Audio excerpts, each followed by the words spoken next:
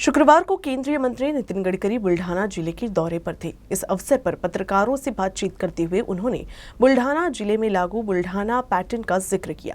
उन्होंने कहा कि बुल्ढाना जिले में लागू गतिविधियों के माध्यम से बड़ी संख्या में नदी नालों को गहरा किया गया, जिस कारण बुल्ढाना अजंठा मार्ग पर काफी मात्रा में हरियाली हुई है और धनगर समाज को इस साल स्थलांतरण करने की जरूरत ही नहीं पड़ी।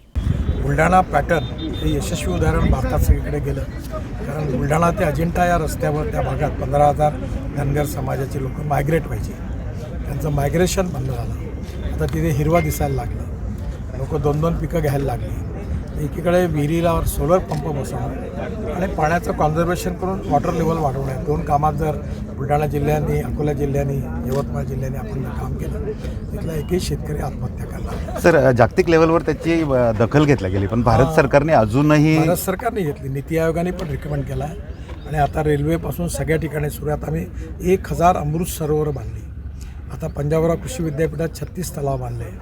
मोरगाव मंजूला तिथे जवळपास 3-4-5 तलाव बांधले आणि आता देशात 1000पेक्षा जास्त अमृत सरोवर बांधले आणि मोठ्या प्रमाणात देशात ठिकठिकाणी जिथे पाण्याची कमी आहे तिथे आम्ही मोठ्या प्रमाणात कामं करतो आहे.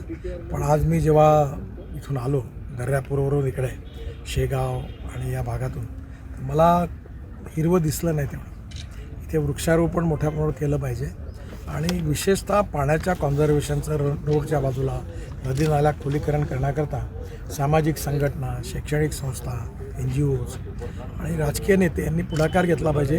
जसं बुलढाणा बुलढाणा अजिंठा रस्त्यावर आता पाण्याचा प्रॉब्लेम नाही आहे, काही तो दुष्काळी भाग होता.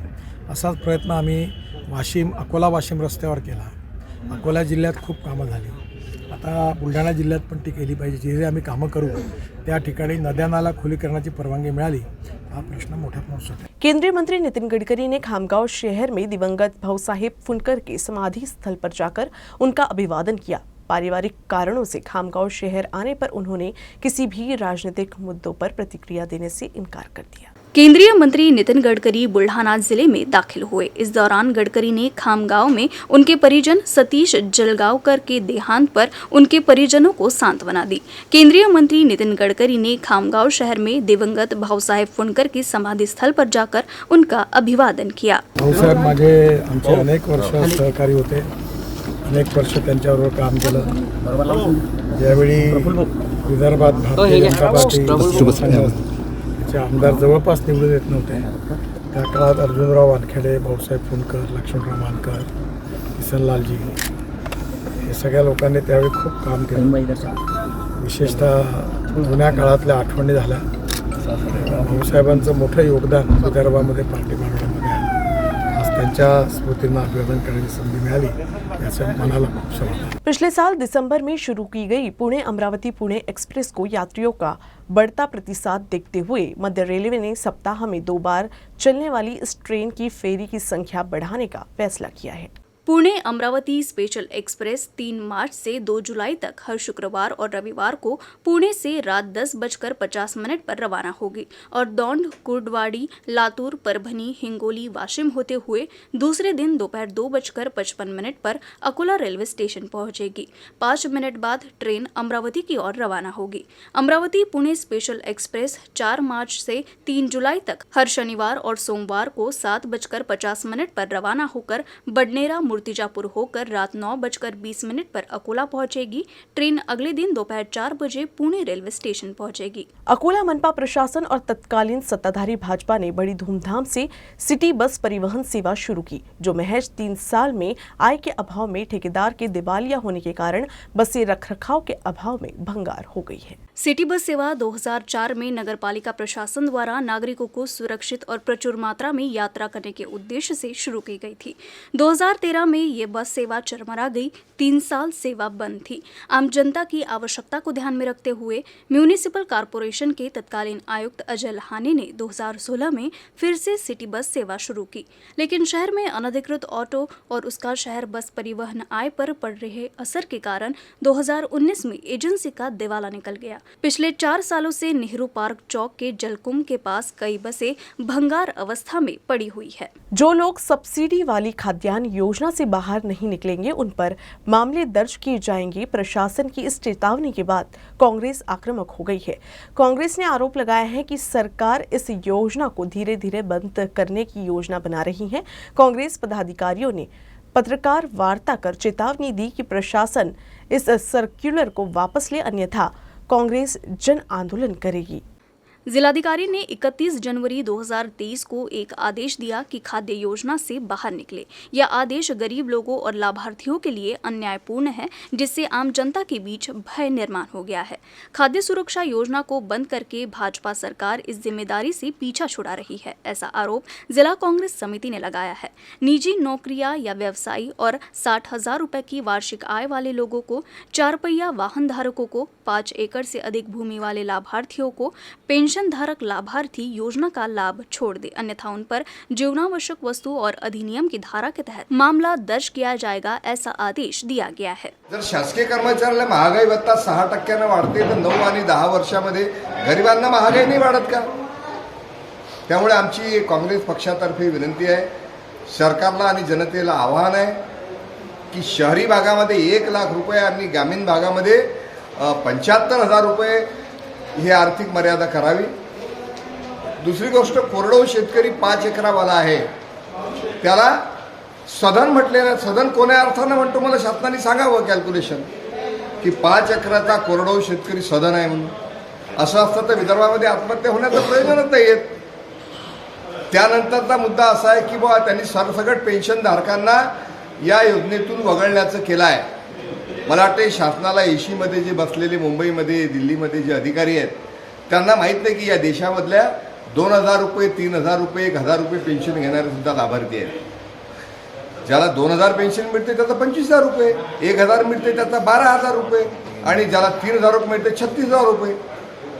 अशा लोकांना तुम्ही अन्नधान्यापासून वंचित कराल तर या देशाच्या गरिबावर अन्याय आहे, अत्याचार आहे। आणि असं जर झालं तर उपासमारीची वेळ या देशाशिवाय येणार नाही आणि लोकांना सांगण्याची गरज आहे। काँग्रेस पक्ष नेहमी गरिबाच्या बाजूने आहे, तर आम्ही अशा लोकांना आवाहन करतो की त्यांना अन्नधान्याची गरज असेल तर त्यांनी हा लाभ सोडू नये। आणि शासनाला विनंती आहे की आम्ही जे मुद्दे मांडले, आर्थिक लिमिट वाढवा, 5 एकरावाल्याला तुम्ही त्याला याच्या बाहेर काढू नका आणि पेन्शनधारक त्याला किती मिळते बघा ना, लाख रुपए आले पेंशनधारक है, 2,000 रुपए आले, 3,000 रुपए, त्याला काय करायची गरज आहे? पारिवारिक विवाद के दौरान पति ने पत्नी के गले पर वार कर उसे गंभीर रूप से घायल कर दिया। घटना अकोला शहर के खरप नाले के पास हुई है। इस मामले में सिविल लाइन पुलिस ने पति के खिलाफ मामला दर्ज कर लिया है। आपातापा रोड के संत कबीर नगर में रहने वाले सदाशिव भालेराव की शिकायत के अनुसार उनकी बेटी का सेना में कार्यरत विकास इंगले से प्रेम विवाह हुआ था। दोनों पति पत्नी नागपुर में रहते हैं। विकास छुट्टी पर आते ही 22 फरवरी को विकास अपनी पत्नी और बेटे के साथ सदाशिव भालेराव के यहाँ अकोला आए। किसी बात को लेकर दोनों पति पत्नी में विवाद हो गया। कुछ देर बाद विकास ने अपनी सास को फोन कर पत्नी के गले से चैन चुराते वक्त उसका गला कटने की जानकारी दी। सदाशिव भालेराव जब अस्पताल में अपनी बेटी से मिलने के लिए आए तब उन्हें सच्चाई का पता चला। जब सदाशिव ने विकास से जवाब मांगा तो विकास ने उन पर भी चाकू से हमला कर दिया। इस मामले में सिविल लाइन पुलिस ने विकास इंगले के खिलाफ मामला दर्ज कर लिया है। यात्री सुरक्षा को प्राथमिकता देते हुए अकोला उप क्षेत्रीय परिवहन विभाग के उड़न दस्ते ने ट्रैवल बस की फिटनेस जांच के लिए विशेष अभियान चलाया। उसके बाद बस पर फिट फॉर ट्रैवल का स्टिकर चिपकाया गया है। निजी बस से यात्रा करने वाले यात्रियों की संख्या अकोला से अधिक है। इसके अलावा अन्य जिले से पुणे, नासिक, मुंबई जाने वाली बसें भी अकोला होकर चलती है। रात की यात्रा के दौरान यात्रियों की सुरक्षा का कोई ख्याल नहीं रखा जाता है। इससे कई हादसों का सामना करना पड़ता है। बसों में आग लगने से मरने वालों की संख्या में इजाफा हुआ है। उसी को ध्यान में रखते हुए अकोला अनुमंडल परिवहन पदाधिकारी कार्यालय द्वारा निजी यात्री परिवहन में प्रयोग होने वाली बसों की सुरक्षा जाँच के लिए 2 दिन से विशेष अभियान शुरू किया गया है। कास्ट्राइब कर्मचारी महासंघ द्वारा विभिन्न मांगों को लेकर अकोला जिलाधिकारी कार्यालय के सामने 1 दिवसीय धरना प्रदर्शन किया गया। पिछड़े वर्गों को सीधी सेवा और पदोन्नति में आरक्षण के मुद्दे को लेकर ये संगठन सरकार के 7 मई 2021 के अन्यायपूर्ण फैसले को रद्द करने के लिए पिछले 1 साल से सरकारी अदालत में गुहार लगा रही है। हालांकि राज्य सरकार द्वारा सर्वोच्च न्यायालय के आदेश को ध्यान में नहीं रखा गया, इसीलिए कास्ट ट्राइब संगठन द्वारा धरना आंदोलन का आयोजन किया गया। सुप्रीम कोर्ट के आदेशानुसार पिछड़े वर्ग के आरक्षण वाले पदों पर भर्ती नहीं होने से पिछड़े वर्ग के बच्चे नौकरी से वंचित हैं। संविदा भर्ती प्रणाली को तुरंत बंद किया जाना चाहिए। वर्ष 2005 के बाद सेवा में आए कर्मचारियों के लिए पेंशन योजना लागू की जाए। इस दौरान जिलाधिकारी के माध्यम से प्रधानमंत्री से अनुरोध किया गया कि पिछड़ा वर्ग के कर्मचारियों के साथ हो रहे अन्याय को जल्द से जल्द दूर किया जाए। आज कास्ट टाईप कर्मचारी महासंघाच्या वतीने राज्यभर धरणे आंदोलन चालू आहे।